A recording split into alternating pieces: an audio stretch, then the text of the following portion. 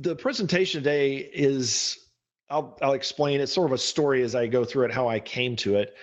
And it was one of those things that started thinking about and almost more of a think piece than a presentation, because there's some things here that I'm going to suggest, but it's also a mindset, I think, of basically saying, hey, let's look at what it's sort of the idea of looking at what we're doing because that's the way we've always done it, or that's the culture that we have, and analyzing and saying, is that really what we want? And this can work for us individually a little bit. It's really more for our teams, whether we have a team that we lead, whether there's a team that we're a part of that we want to help it work better, be more productive. And it really comes down to the title of this, creating velocity, is finding a way to remove obstacles and the things that not only slow us down, but to some extent the things that frustrate us in dealing with teams, certain environments and certain cultures. And anytime you get moving faster, there's the risk that you're going to run into a wall or something like that and smack yourself. So the faster you're going, the more that wall's going to hurt. So there is a risk factor to this as well, that you can plow ahead like a bull in a china shop, and that's probably not going to be very good. But you also don't necessarily want to be like the turtle doing the slow and steady wins the race. Usually you can find a way to, I don't know, put that turtle in a car and drive them safely to the end of the race or something like that. And it's a bad analogy there, but finding a way to balance out risk with velocity and productivity levels. And I think it reduces frustration. I think it's one of those things that actually sort of snowballs. So as you get a couple of wins under your belt, the team has that they have that momentum and that confidence in themselves, so that you're not spending time double guessing, second guessing yourself, or falling into analysis paralysis or anything of that nature. So got to start with a nice little quote. Life is like a 10-speed bicycle. Most of us have gears we never use. The brilliance of Charles M. Schultz there. I've always been a fan of the Peanuts and Snoopy and all of those guys, and this is perfect. I think there's so many situations that we get into, particularly in business, particularly when there's something on the line, that we second guess ourselves, that there's some things that we do that limit ourselves. And this is individually and as a team. And it's definitely individually. The years that I coached, that was one of the biggest conversations I had with players, was that, hey, you can push yourself. In hockey, it was the idea that if you go through a practice and you don't fall down and have to pick yourself up at some point, you're not trying hard enough. And there's a lot of entrepreneurs that they talk about fail fast and stuff like that, but there's definitely the acceptance of you're gonna make mistakes. You're gonna have points where things aren't going to go exactly the way you want them to. But rather than not do whatever that thing is and learn from that experience, is actually go ahead and do it and suffer through it and move forward. Is actually, let's push ourselves. Let's try to use all of our skills and our abilities and our resources to get things done. And that's where you see very successful organizations. That's exactly what they do. I mean, if you think about it, Google's a great example of that.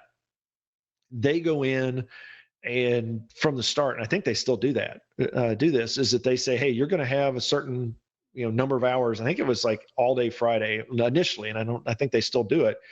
Every Friday is you go off and do your own thing day, basically. It's not quite like, you go hang out on the beach, but if there's a project that you want to do, if there's a problem you want to solve, then that's the day that you work on it. And that was essentially the beginning of Google Labs, is that you get all of these smart people wanting to do random little things. And instead of having to walk through a bureaucracy and get somebody to sign off and say, yeah, that's enough of a tool or a utility that it's worth it for us to actually invest in it, take a look at it. You're just investing your time in it. So you can get some really useful, yet not necessarily big solutions out there, and it helps everybody out. So that in mind, we move forward and we look at it as it's awesome to do stuff, but in the modern world, particularly when you look at technology and things like that, speed is life. If you ever watched Top Gun, that is the fighter pilot motto. If you aren't moving quick, you're dead, basically. That's the whole idea. And think about it with a plane. If you're not moving forward, you're falling. So, you definitely want to be able to keep an aggressive pace of whatever you're doing. You don't want to burn out, and you don't want to do an aggressive pace off a cliff or into a wall, but you do want to move quickly. That's life, unfortunately. And the faster we get things done, the more it opens up other things that we can do. I mean, that's just common sense. If you wake up on a Saturday morning, you got a honey-do list or a bunch of chores or errands that you've got to do, the faster those things get done, the faster you can get to doing other stuff, laying around in the sun or going to, see a movie or whatever it is that you do that are the more preferable things to do. Of course, we have to balance that desire to get things done faster with the old idea of haste makes waste. You can't just like barge into stuff. If you don't think a little bit and intentionally use that haste, that speed, then you can end up running off very quickly in the wrong direction. It's if you think of the old Wile E. Coyote thing, that sometimes, it was Roadrunner would sit there and be like beep beep and a puff of smoke. Well, that was always worked for Roadrunner because he always ran in the right direction. If he happened to run the opposite direction into the big Acme anvil or something like that, then he would have just been hurrying his way to being beat up by the anvil or whatever it happened to be. So we need to keep in mind as we're going through this, and we're talking about some of these examples, that there is an idea of having some sort of intelligent or intentional velocity that is different from simply like just rushing ahead and saying, screw it, I'm just going to dive in and whatever happens, and I'll deal with it. There is a little bit of that mindset I think that we need to have, but there's also the idea that there's obviously too much of that can cause disaster. The thing that got me thinking about this presentation at all was the idea of a T-intersection. And it's because I sit at one every morning, much like this one we see here. So looking at this little intersection, if you're coming in from the right, then if you turn to the right, then it's pretty easy. Then you don't have to worry too much about traffic. You only have to worry about that traffic coming from the bottom. If you turn to the left, then you have to worry about traffic coming from the bottom because they may go straight. They aren't necessarily going to turn there. And then you also have to worry about traffic going the other way. Now, in sitting there and watching this intersection for minutes every day for a while, there's there's a pattern there of how things can work and how you can, certain situations where you can be safe. So if you think about the most complicated one, which is that you're coming in from that right and you're turning to the left. Now, whichever way, the cross traffic there that's going up and down, as they get to the intersection, they can either turn or they can go straight. And of course, the challenge for you is, when do you jump into traffic? And now this is assuming there's a moderately steady stream of cars. If there's no cars, it's easy. You jump out there and you go. But once you start putting some traffic in there, then timing becomes actually pretty critical because there may only be certain openings. And so if you miss an opening, then not only has that pushed you back because you got to wait for the next opening, that means everybody behind you has to wait until their particular opening. So the key here is that you've got finite openings, and doing your best to make sure that that people are getting the openings as they become available, because every one you miss moves everybody else back. And of course that, if you miss one and the next guy misses one and the next guy misses one, the next thing you know, you've got really bad traffic issues going on because you've got a big backup of traffic. Now, part of those openings is based on your ability to accept risk. And that's where we start thinking about how this works with the team.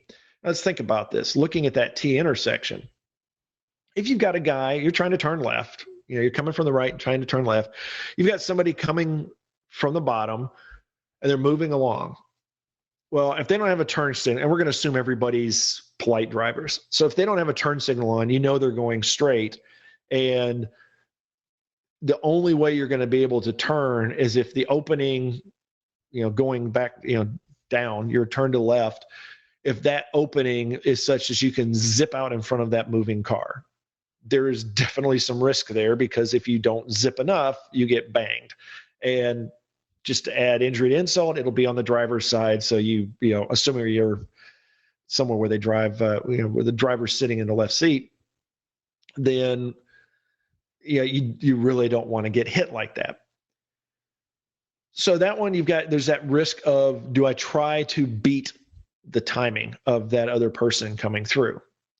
Now, obviously, there's more to it than just that, but that's one of those risk considerations you got to think about. Now, if they're turning, if they've got their turn signal on, then they're sort of being nice to you and letting you know, hey, I'm going to turn, so you have a greater likelihood of being able to turn to the left. Of course, you also have to look a little bit at that guy behind him, because is this something where this guy's going to turn, but the guy behind him is going to be just like slingshotting right past him, and once again, bang, and I get hit. Now, that's just coming from the bottom. Now, coming from the top, what happens if you've got a guy going straight? Then you have to time it within there. You've got to time it in a little differently from the ones coming from the bottom, because you've got to be able to jump in there and be moving so that they don't run up the backside of your car, basically, or have to slam their brakes on and wave that one finger at you. If they're turning, then you come in an interesting situation, because them turning would essentially cut across your path. If you're turning to the left and they're turning to the left, then at some point those two paths would cross, which would be not a very good thing. However, and this is where I started thinking about it, is a lot of times what people are going to wait for, and they learn over time, but they're going to wait for somebody turning from the bottom that's turning to the right, and then it's completely clear. They've got a huge runway space coming from the top. But the thing is if they're coming from the top and they're turning to the left, and you have somebody turning to the right coming from the bottom, then you do actually have an opportunity to jump in if you get through the intersection before that person coming to the top turns. And actually, even if you start moving forward into it, then they basically now you've sort of forced it for them to slow down and wait for you to go. You got there first, so now they have to wait for you, and then you get to go, and then they turn, and everything goes well. So you have a situation where moving forward in that case, taking that extra risk moves you ahead of maybe where you wouldn't be. It sort of forces a position, an opening to come open, which you wouldn't have had if you were waiting for that person from the top to turn. If your only option is, I'm only going to be able to do it when I can get in front of somebody coming from the top. If they turn, I've automatically got to wait until they turn first. You've eliminated a whole lot of opportunities. And so that's where you get to the idea of calculated risk. What's the timing? How does that work as far as where they're going to turn, when they're going to turn, and the traffic coming from the other direction? Am I going to be able to dive in there, especially knowing that if somebody's turning to the right coming from the bottom and somebody's turning to the left coming from the top, then the one coming from the top has to wait for the one turning from the bottom. So they're going to have to slow down and wait for that person to get there. Otherwise, they're going to jump across the intersection and slam into the back of them. So that's what got me thinking about it. So you've got a whole series of choices to make, whether both ways are clear, which is, easy at that point. What if they're turning from the left? What are they, as far as what if they're turning from, coming from the bottom? What if they're turning from the right? So what if they're coming from the top? How do you, as a driver, define that it's clear enough for you to make that turn? Obviously, it's different if you're turning right from left, but in each of those cases, you're going to have a comfort level mostly that's pretty consistent in doing that turn. And of course, sometimes, you do luck out and somebody will, quote, let you in. That basically essentially traffic will hold up and allow you to make your turn. So you will get occasionally some bonuses based on how other people interpret the situation. So all that being said, now let's flip over a little bit and let's think about that in the business world. Because at the end of the day, it is that's a decision-making process. And now how do we take that same decision-making process and look at making a team as often as possible be able to jump into the available openings, and thus the people behind us, those that we're waiting for, be able to get into their soonest possible opening. First thing to think about, if you don't decide, it is a decision. So, in our opportunity, if you're sitting there, the example we did, if you have an opportunity come up and you're still thinking about it, that window will close at some point. And so you effectively made the decision of, I'm not turning now. There is a cost in thinking about stuff too long. And it's not always the least risk, because you could have a situation where, people behind you start getting mad and they start beeping, and maybe that forces some of the windows that were going to be wider windows. If suddenly it's because of the way stuff works and traffic, now you have narrower windows of opportunity. Now you're ticked off because you got a guy honking behind you. So you're maybe not mentally as sharp or as on the ball as you would be. And so suddenly risk moves up a little bit. This was something that this goes back to the hockey example, as we taught the kids early on in physical, in contact checking hockey. One of the last things you want to do if you're going after a puck in a corner is go in there slowly. If you're going to go in, you go in fast, get out fast. That's your safest way to do it. If you decide that you're going to hem and haw a little bit and think about it and consider it, you're far more likely for somebody to be able to catch up to you and plow you into a wall. So just because you're sitting there thinking about it does not necessarily mean that you're reducing your risk. In a lot of cases, you're actually increasing it. And in the business point of view, you think about it, you always have, for any product, there is always a window of opportunity. There's nothing that you can do today, you can do 10 years from now, you can do 50 years ago, and it's got the exact same results. That the market's there, that the margins are there, and all that kind of stuff. There is prime time to do everything in business, any decision that's out there. So thinking about stuff can cause you to lose opportunities. Now with the traffic example, one of the things that I want to think about too is the team itself. If you've got a leader or a leadership group or somebody that is in a pivotal position to make a decision, and other people are waiting on them to make that decision, the more they push stuff off, the more they cause that backlog, the traffic piling up behind them of people not being able to do what they need to do. We see this actually in an agile approach to development at times. When people do sprints, you've got testers that are waiting for code to be written to do testing. In some cases, that's what they do. They're just going to test completed code. Well, if at the beginning of a sprint, there's no code that's been written for the sprint, so the testers don't have anything to do. So you have to think of those kind of situations where people are waiting. There are requirements, prerequisites in order to get a task done. Well, if there's something holding those prerequisites up, it holds up the whole team. And that falls back into the whole idea of your timing and your lost opportunities. Because maybe a prerequisite for Billy Bob to go get some work done, he's ready to go today. So if that prerequisite is met, he can go in and get his work done. However, he's got a schedule that's full tomorrow. So if you don't get it done today, then not only does it not get done today, it doesn't get done tomorrow, and maybe it's the next day, or maybe it's next week before you can get to that. And I think that's one of those things that we don't think about often enough, is that we don't there is that. And this is where just plowing ahead doesn't necessarily get you the best solution.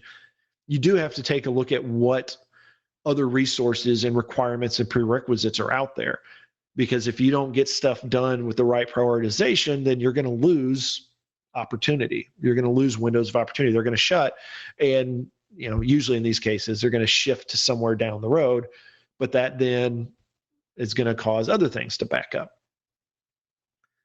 So you want to look at also making adjustments to how you make your decision.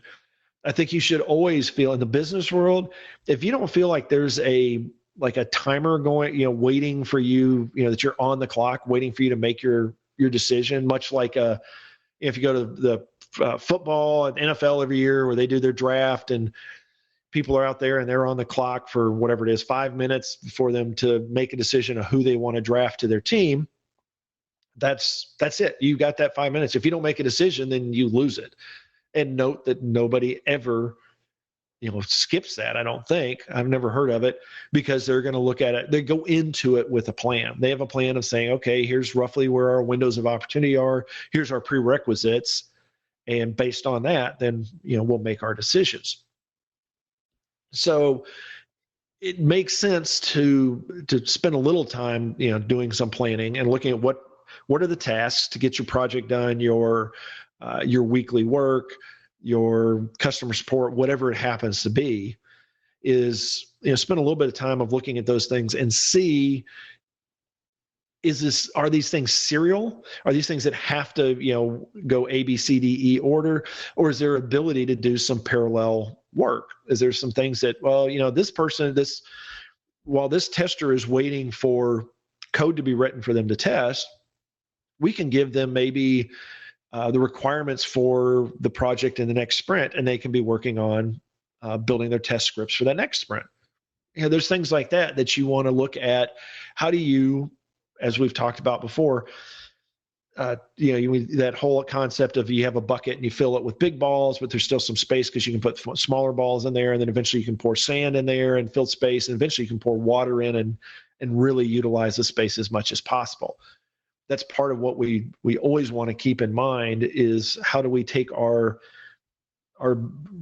differently sized blocks of projects and find the best solution to get those things moving forward.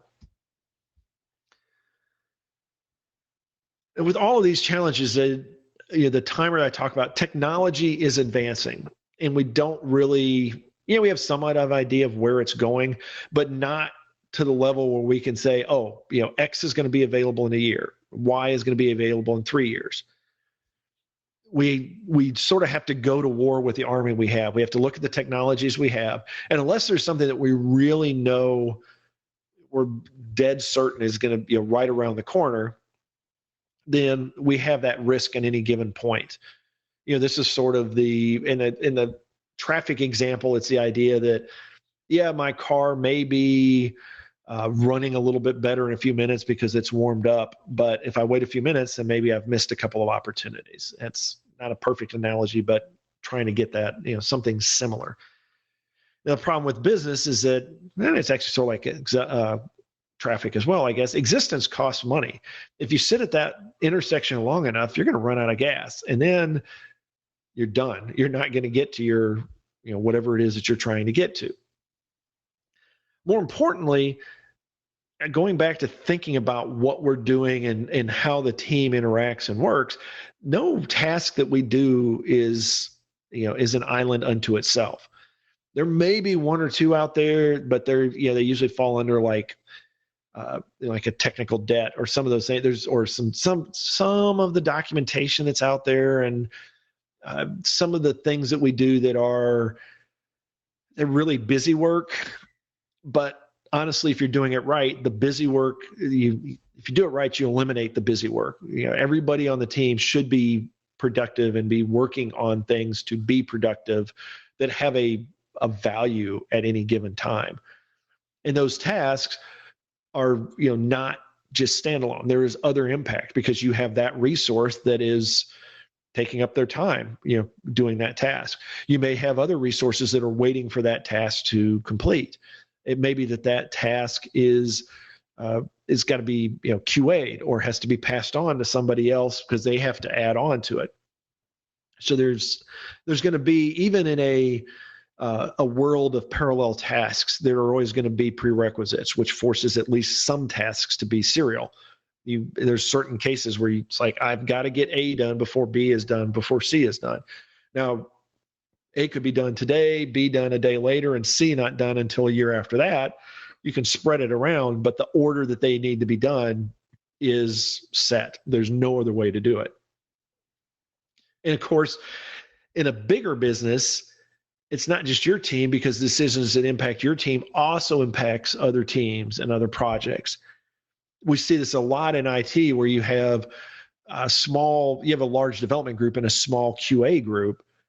I'm sorry to pick on testing as much, but where you get that situation where you've got, team A is developing along, and so they get to a certain point where it's ready to be tested. All right, let's get the testers working on it. Let's get QA working on it. Well, if team B finishes at the same time, then it basically comes down to, okay, now you've essentially got the testing resources double booked. Your QA team is essentially needed on 2 projects at a time. Now, if you stagger those 2 projects, it works out great. A gets done first, QA goes over, works on project A. By the time they're done, project B is done, they move over to project B, boom, everything's awesome. However, if the team of project A starts slipping, now suddenly you may end up where, even though that was the original plan to have the staggered release, that suddenly A and B are releasing at the same time. So you want to get your teams, all your members and all your teams, you want to get all of them moving forward and being as productive as possible, because if they miss windows of opportunity, then it has a snowball effect. And that really goes back to the idea of, if you have too many indecisions or bad decisions, then it can force course changes. And sometimes that can be dramatic. You can have public availability dates slip. You can have products, and I've seen this more than a few times over the years, where you have a product that was really cool, was awesome, was great, and it took too long to get it out the door, and it became dead. All of that time that went into it was worthless. It was wasted. And we can see that with the project failure rates. We can see that with some of those that are the biggest failures, where it just didn't get it done in time. The window of opportunity shut, and it never, there's a lot of work that went into a product, and suddenly the thing was not marketable. It could not go to market. Sometimes there's businesses that have died because of that, because their market timing was not correct. And next thing you know, all that work down the hole. Now, I'm talking about velocity and moving things forward and pushing forward and taking those steps into traffic to allow all of these other things to move more smoothly. But again, I just want to put that caveat. Rushing heedlessly into it can cause easily as many problems. And it's not just, like in the traffic case, it's not just the guy that, makes a bad decision and they get hit.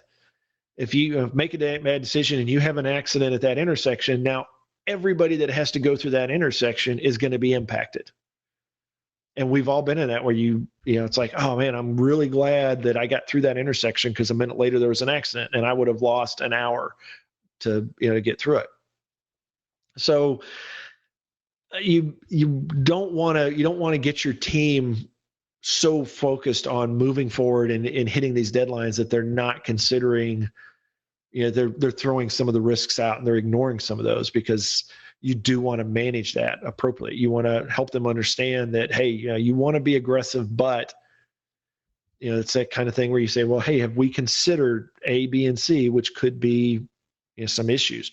Have we done what we can to mitigate those risks, or are they acceptable risks? So we know that if we do, fail or whatever, and we do end up with those risks come to fruition, that we can overcome them, and that's not going to cause the entire company to burn in flames or something like that. Now, I talked about, when I started this off, I said, we can do this whether this is sort of a leader manager type of a presentation or a talk, but really team members, are not immune to this. They can definitely have some impact. You can provide input to other team members. You can push back to a manager maybe a little bit, or push forward and say, hey, this is not a big deal. This seems to be something that's a risk that we can take on and allow ourselves to move forward more quickly. And sometimes you get the frustrated stuff in a traffic situation. You get people, honking their horns and stuff like that because they just want people to push through. But then sometimes it's helpful because you're sitting at the traffic light that went green and you weren't paying attention. The guy behind you gives a honk that's basically, hey, it's green, you should go, kind of a honk. Well, those things are actually useful. You may get frustrated. It's like, I can't believe he honked at me. But at the end of the day, you did the right thing and they did the right thing by giving you that nudge to say, hey, we can go now. And you can do that in business as well. You can look at these things and regardless of where you're at, you're in a position where there's certain tasks that or more familiar with than anybody else in the company because those are the ones you're doing. And there's situations where you can provide feedback and say, hey, this is a bigger issue than we thought, or a smaller issue than we thought. Or in doing this, there's some side effects that we can use to allow ourselves to move forward, at a faster pace. Now, of course, that does require, you to have management that listens and things like that. There's other factors that go into this, but if you don't try, then I sort of put that on you at that point. If you try and somebody shoots you down, that's their fault. That's bad management. But if you just decide not to try, it all runs on, it runs back to you at that point. Now, getting into the development side of stuff, I want to talk briefly about like Agile versus the Waterfall approach, because I think these two approaches really give us a way to see how this example can work.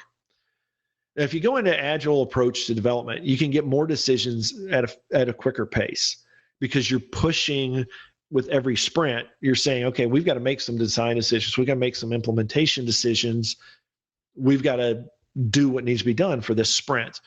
In the waterfall approach, you're allowed to, almost required to sit back a little bit more, and you spend a lot of time doing design and doing requirements gathering and doing it for the whole thing and taking the whole picture into mind before you start moving forward. Now with Agile, there's the increased risk. You may make because you're constantly making these little decisions. Well, if you make one that's wrong or you make a bad assumption, then you may have to go back and refactor or even rewrite pieces of code. That is the risk. That's the nature of Agile versus Waterfall. But with an Agile approach, I think it forces you to embrace not only making decisions, but adjusting to decisions that aren't perfect.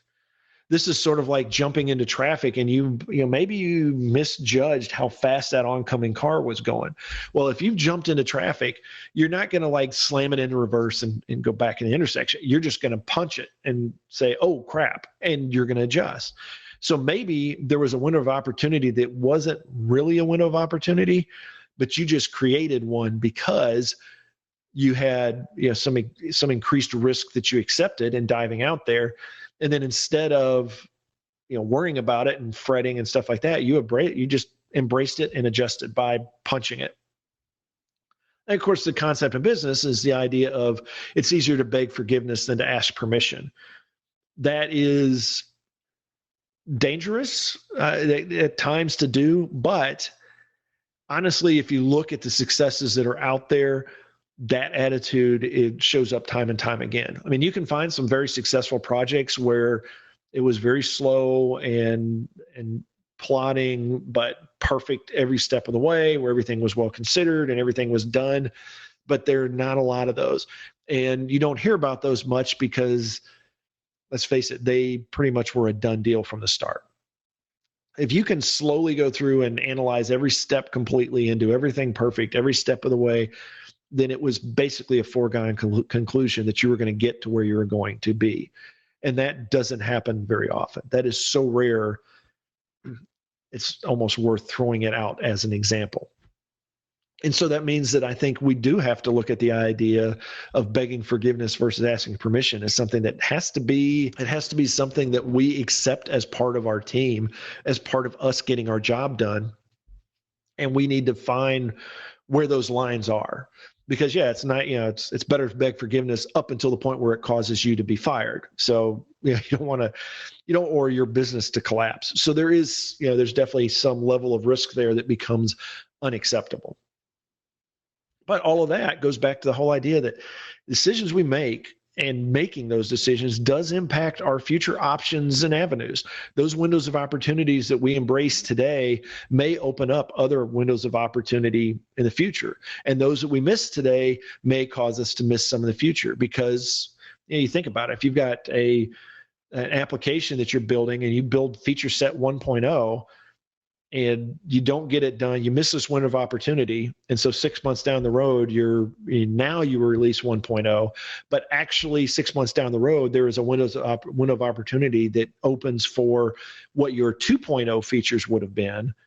Well, you don't have those 2.0 features ready. You're still trying to get 1.0 out. So that's a window of opportunity that you're going to miss again. And so you can have this domino effect that you have to worry about. So think about it. How nice, with the acceptable risk and the traffic point of view, how nice is our car? Do we care if we get dinged or scratched or bumped or something like that? Who's going to be in the car with us? Is it just us? Do we care a little differently? Is it our newborn child? Is it our significant other? Is it our parents, our favorite grandmother or grandfather or something like that? Is it our boss? Is it somebody we hate? Stuff like that. Whoever's in the car is probably going to adjust what our acceptable risk is. So on our team, what kind of team are we working with? What's the company we're working with? What's the line of business that we're in? Those are all things we have to think about as far as acceptable risk. The traffic and the time of day think about it from a business point of view, is what is the current market? Is this a hot market? Are we bleeding edge? Are we trailing edge? Are we right in the middle? What other things are going on in the business? These are all things that we're going to have to consider as part of defining acceptable risk. In the business world, internal versus external projects are very different, obviously, because it's one thing if we fail and we've got, especially if it's like a departmental app and we've got a couple of people that are chewing our butts about it and not working right, and we have to make them happy, versus if we bet the bank on this project and it doesn't come off right, we could sink the entire company. And of course, related to that in the business world is what's the visibility and the goals of that project? Is this just a little research project where if it fails, it's like, okay, well, I guess we can't go that route? Or is this a flagship project where failing means we shut the doors to the business? Or is this something where, success means our boss gets to see, hey, we did things good, or they get to see that we screwed up? Or is this something where the owner or the CEO or the board see that we were successful or screwed up? Because obviously the audience is going to have a big impact on what acceptable risk is. A good leader, and this, you can sort of lead as being part of a team.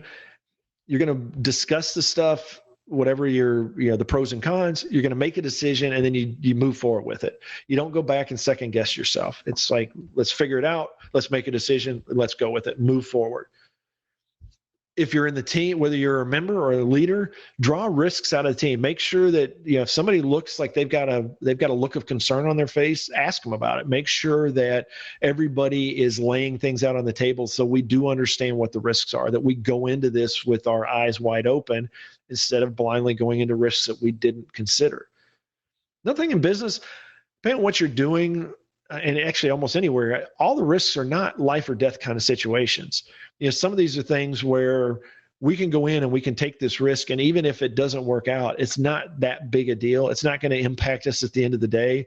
So having a slower application or something that's not quite the right customer approved fonts or colors or something like that, some of these things are not that big a deal. There are bigger issues out there. And so we need to, as we're evaluating risks, some of them are things that we could look at them and say, that is insignificant in the big scheme of things, so we can take it off the table. We don't really care. Focus on And to get the velocity that we're talking about here, you want to focus on the process over the results, at least as you start out. You want to get people back to the at the top bullet point on this slide. Get them discussing stuff, make a decision, and then move forward with it. That's the process. They should, is making sure that everything's on the table. We properly discuss this. We have the right amount of time that goes into discussion, enough to, discuss it, make and lay out the pros and cons, judge what we need to do.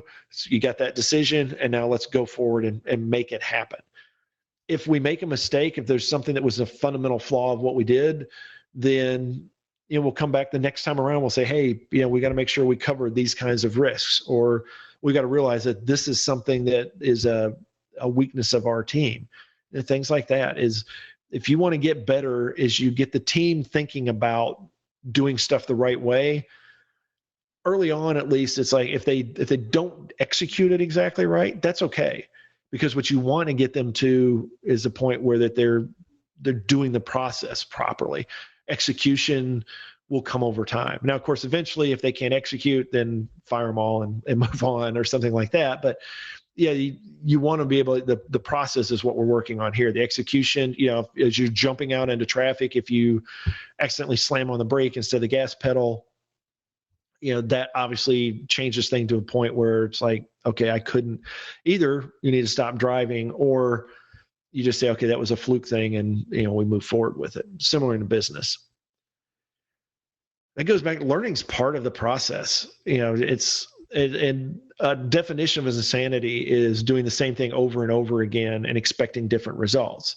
So as you're going through these processes, if the process is the same thing over and over and over again, and it's failing over and over and over again, then you're doing it wrong. You need to make some adjustments. The team needs to look at stuff, and they can't just say, well, we did everything right and it failed, because that doesn't add up. You're going to have to make some adjustments. You're going to have to learn and allow the team to learn. And so you have to allow some failures, because that's the best way for us to learn. Final thoughts on this one is really just, to throw some nuggets there for you to think about as part of being running a team or being a part of a team. Praise intelligent risk taking. I think that we don't do this enough. If it's successful, if somebody takes a risk and it's successful, then it's like, oh, wow, they took this big risk and they were successful. That's awesome. Well, success is sort of its own praise. I think we also need to look at situations where maybe it wasn't a complete success, or maybe even if it's a failure, where you can say, you know what, it didn't work out, but that was the right thing to do. What you did was right. We can learn from some other things. Going back to a hockey example is the idea where, you'll have players, they'll hear about coaches are in a slump. And actually, professional sports, you'll hear this from time to time. So they're in a slump. They're not scoring or executing, or things aren't quite working out right. But they'll say, they're doing all of the fundamentals correctly, doing all the right things. It's just things aren't working out quite right. It's stuff happens that you just can't plan for. There's those kinds of things. It's like, if you keep doing the right things often enough, then success is not going to be guaranteed, but it's going to be more likely than not. And so you want to make sure that you build that into your culture. Avoid getting into some, tunnel vision. Is, instead of just focusing on your task and getting that done, is, occasionally you got to pick your head up and look around at the team around you and the organization, and, hey, does this need to change? Does this need to be done differently? Does this need to be put on the back burner? Things like that. Is, what is the cost outside of just that myopic tunnel vision of, this task, getting it done on time? There may be some greater costs that you need to think about. With all of this consideration and risk taking and stuff like that, don't forget the element of surprise in business. Sometimes you can go in and there's really not a window of opportunity open, but because you take a couple of strategic risks, suddenly a window opens up, sort of like jumping into traffic where you probably shouldn't have, but because everybody was a little bit indecisive, you're able to jump in and, suddenly it works, something that should not have been successful because of the other players involved. And because you jump out and make a move, suddenly, there's a window of opportunity that opened for you. Same thing works in business. Sometimes there is a little bit of a, hey, this is some risk, but if we do this, then it can open up maybe a market or get us to market. Maybe we're first to market, or maybe this is suddenly a opportunity that in doing this, having this in place, it opens up some future windows of opportunity for that 2.0 and 3.0 set of features. All this tone can be infectious. Whatever you've got in your team as far as risk aversion, maybe you want to take a look at them and help strengthen that weakest link, is help them understand that risk is part of life, and sometimes risk is acceptable, and sometimes it's actually the risky way is the best way to success. That being said, I'll open any questions or comments. That's a nice presentation.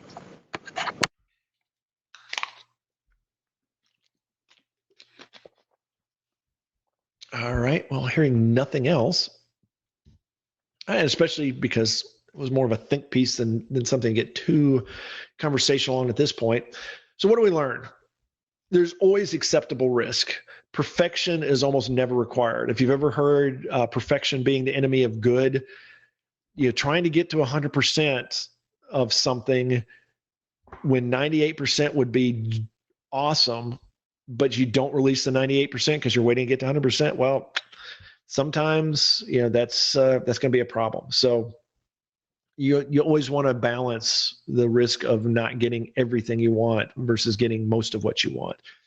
Haste can be an issue if you rush into something, but if you're a little bit deliberate, if you're intentional about using your speed and about being aggressive, then it can create windows of opportunities for you. And you can plan for being speedy and aggressive.